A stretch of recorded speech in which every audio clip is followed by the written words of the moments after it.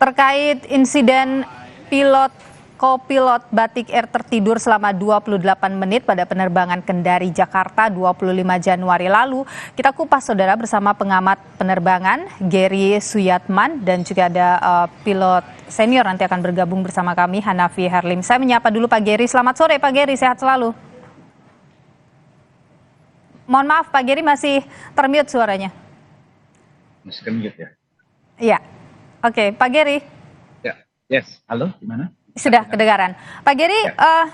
Jadi ini secara aturan sebenarnya bagaimana sih penggunaan fitur pesawat auto pilot ini? Karena kan kabarnya ini karena sudah autopilot, terus kemudian mereka atau pilotnya memilih untuk tidur dulu, beristirahat dulu. Secara aturan tuh bagaimana sih sebenarnya?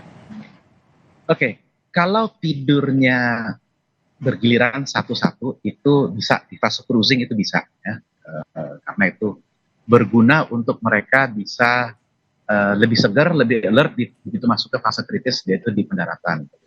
Tapi bukan dua-duanya gitu. Kalau dua-duanya itu nggak boleh. Yang mau pakai manapun. Oke, hanya salah satunya saja yang boleh tidur begitu ya Pak Gary ya? Ya, hanya salah satunya. Kalau bergantian bisa juga Pak? Bergantian bisa, itu dilakukan di mana-mana, nggak cuma di Indonesia.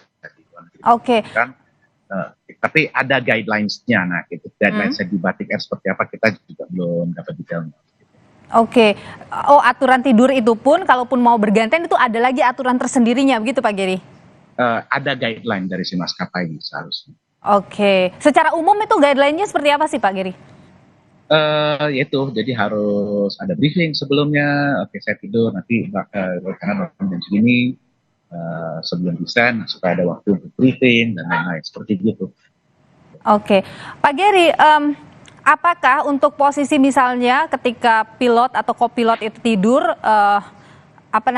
pramugari atau pramugara di dalam pesawat itu perlu tahu kondisi di kokpit itu bahwa pilot atau kopilotnya sedang istirahat misalnya? Sebaiknya diberitahu. Ya. Jadi mereka juga alert akan resiko kalau yang satu pun ketiduran. Jadi mereka bisa dicek lebih sering dari yang direkomendasikan yaitu per 30 menit. Maaf Pak Gary, untuk durasi tidurnya ini kan 28 menit nih tertidur bersamaan. Tapi sebelumnya si pilot juga kalau kita baca runutannya sebelumnya si pilot sudah tidur kemudian menawarkan untuk bergantian tidur tapi kopilot memilih untuk tidak tidur begitu. Adakah aturan berapa lama pilot atau kopilot itu istirahat itu? Kalau untuk penerbangan pendek tidak ada ya. Kalau untuk penerbangan panjang itu ada justru ada yang namanya control press dan itu diharuskan misalnya penerbangannya cukup panjang misalnya 7-8 jam itu kalau hanya berdua itu bisa malah diharuskan tapi juga ada guideline saya lagi itu detailnya agak kompleks itu dijelaskan saya juga belum baca lagi udah lama nggak baca itu. Pak Gary, semua rute artinya mau penerbangannya berapa lama pun, berapa jauh pun pilot diperbolehkan untuk beristirahat atau pada rute-rute tertentu saja pilot boleh beristirahat atau power nap atau apapun itu namanya? Ya. Kalau power nap itu bisa di rute mana tapi tidak boleh mengganggu kinerja rute manajemen pesawatnya.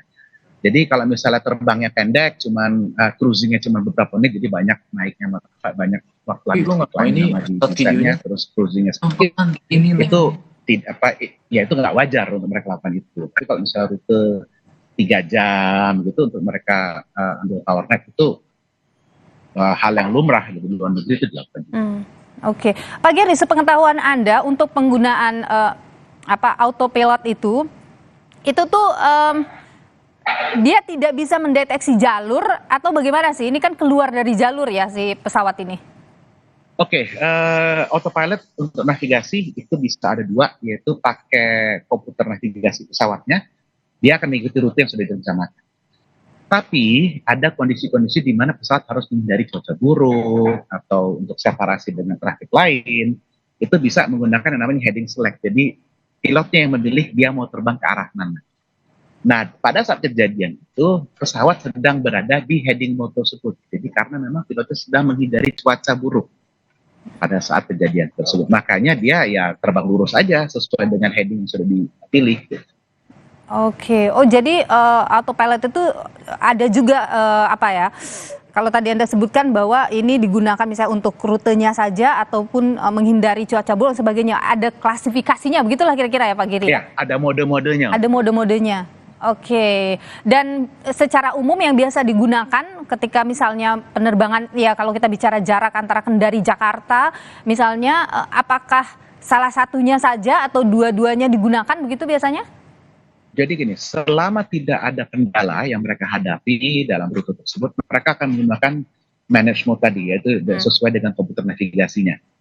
Tapi begitu ada cuaca buruk, misalnya mereka lihat di radar cuaca mereka ada cuaca buruk di jalur yang mereka akan lewati, mereka menghindar dan mereka menggunakan si mode heading tadi. Oke. Setelah kasus insiden ini terjadi, ini kan mereka diberikan teguran keras. Banyak yang menganggap atau ada pihak-pihak yang menyebut bahwa ya teguran ini kan soal keselamatan orang. Apakah itu kemudian cukup? Nanti kita akan jawab Pak Geri setelah jeda nanti, dan kita juga nanti akan bersama dengan narasumber lain di Kompas Petang usai jeda berikut ini. Tetaplah bersama kami, saudara. Kami juga akan hadirkan nantinya informasi dari Kementerian Agama.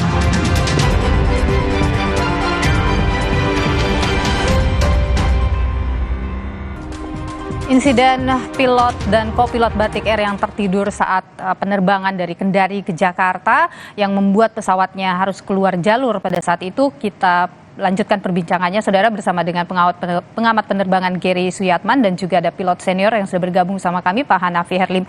Selamat sore Pak Herlim, sehat selalu. Selamat sore, sehat alhamdulillah Mbak. Pak Herlim, melihat apa yang terjadi di insiden pesawat Batik Air ini, KNKT kan menyebut bahwa insiden pilot dan co-pilot Batik Air yang tertidur itu karena tidak ada panduan yang rinci terkait dengan daftar pemeriksaan pribadi atau biasa disebut I'm safe gitu ya.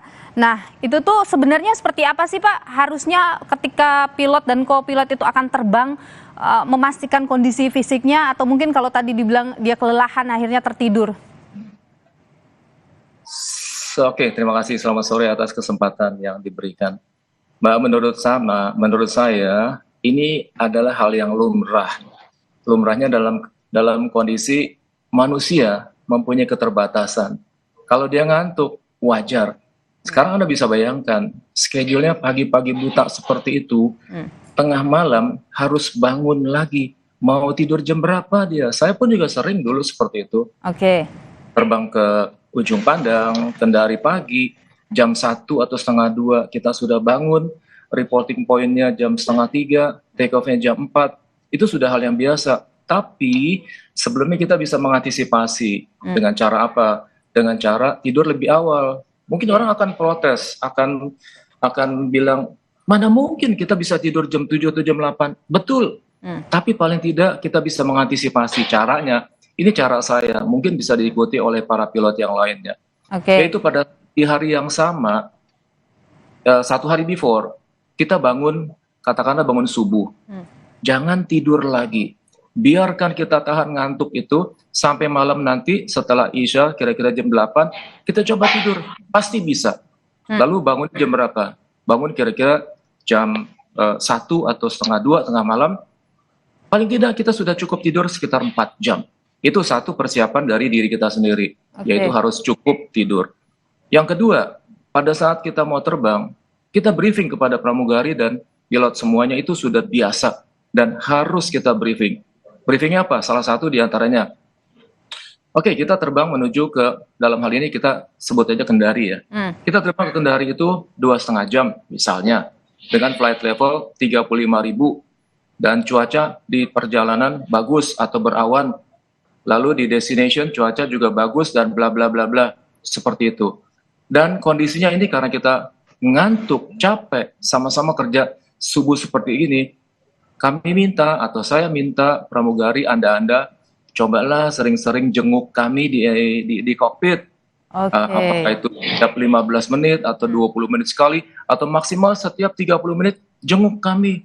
Itu yang ketiga. Yang keempat, kalau misalnya salah satu mau tidur, kita janjian sama si co-pilot atau sama si captain-nya. Oke, gue tidur ya sekarang ya, lu yang terbang. Lalu betul-betul memang dia terbang, tapi yang namanya rasa kantuk itu kan manusiawi sekali. Oke. Ya, manusiawi, tapi ketika misalnya ini beruntung tidak terjadi sesuatu ya Pak Herlim ya. Tapi ketika kalau misalnya terjadi sesuatu kan itu sangat membahayakan 153 penumpang. Tapi Pak Herlim begini, meskipun itu manusiawi, artinya tetap harus ada perjanjian antara pilot dan kopilot. Salah satunya harus dalam posisi siaga, begitu kan Pak Herlim ya? Betul, betul sekali. Oke. Tapi seperti saya katakan tadi, manusiawi itu bisa saja karena apa? Karena dia sendirian, traffic di atas juga lagi sepi, banyak bengongnya. Lalu dia mau ngambil kesibukan apa? Mau kesibukan denger, nggak ada yang didengerin. Oke. Mau dilihat, semua di depan juga gelap, nggak ada yang dilihat. Mau diobrolin, nggak ada yang diajak ngobrol. Akhirnya dia Oke. kesepian. Dan dalam posisi seperti itu, apakah memang pramugari boleh keluar masuk ke kokpit misalnya untuk mengecek kondisi atau mengajak berbicara pilot dan kopilotnya? Sangat boleh. Itu kan atas perintah kita juga. Tolong ya, saya ditemenin nanti supaya saya nggak ngantuk. Ya ajak ngobrol apa aja. Supaya kita tetap terjaga, selalu awake seperti itu. Oke. Kalau dibiarkan sendiri, ya kejadiannya seperti ini. Jadi kalau misalnya kejadian yang kemarin, menurut Anda itu artinya tidak ada komunikasi antara baik pilot kopilotnya dengan awak penerbangannya, begitu Pak Herlim ya? Mungkin. Iya, betul sekali. Mungkin itu terlupakan si kapten untuk briefing kepada sang pramugari supaya sering-seringlah jenguk kami. Atau kalau memang dia salah satu mau tidur, panggil salah satu pramugarinya ke depan. Yuk, temenin saya ngobrol. Oke. Supaya dia terjaga terus. Oke, Pak Herlim, sebenarnya ada aturan kah misalnya sepengalaman Anda sebagai pilot senior, berapa lama power nap itu bisa dilakukan oleh baik pilot atau kopilot dalam durasi penerbangannya? Tadi maksudnya apa? Power nap? Ya, tidur yang tadi itu, yang istirahat sebentar itu. Oh, oke. Itu bisa kita lakukan, tapi kadang-kadang kita maunya tidur sejenak, tapi bisa juga kebablasan. Maunya sih kita tidur 5 menit atau 10 menit, tapi karena mungkin saking ngantuknya, saking capeknya, akhirnya jadi kebablasan. Nah, yang satunya lagi tidak sadar akan dirinya ternyata dia ikut tidur. Oke, tapi pemeriksaan pribadi terkait dengan kondisi pilot atau awak pesawat begitu ketika sebelum terbang itu memang dilakukan oleh maskapai sebelum terbang, Pak Herlim? Biasanya kami hanya cek tensi berapa, lalu oksigen tubuh berapa. Cuma itu yang kami bisa cek, yang lain tidak bisa. Oke, Pak Gary, kalau menurut Anda sekarang ini kan Batik Air sudah menonaktifkan pilot dan kopilotnya, begitu juga Kemenhub, Menteri menyatakan, Menhub menyatakan bahwa ada teguran keras yang diberikan kepada maskapai. Apakah itu cukup? Singkat saja Pak Gary. Untuk sementara iya. Kita harus ingat investigasi masih berlanjut, KNKT itu masih preliminary report, jadi masih banyak hal yang belum mereka ungkapkan yang masih dalam investigasi. Contoh kayak tadi, apakah dilakukan briefing? Itu nanti dilihat di investigasi. Apakah bagaimana komunikasi antar itu dilihat lebih dalam lagi antara pilot itu. Oke, baik, kita nantikan tentu proses investigasi masih berjalan. Terima kasih Pak Gary Suyatman dan juga pilot senior Pak Hanafi Herlim. Sehat selalu. Terima kasih sudah berbagi pandangan di Kompas Petang.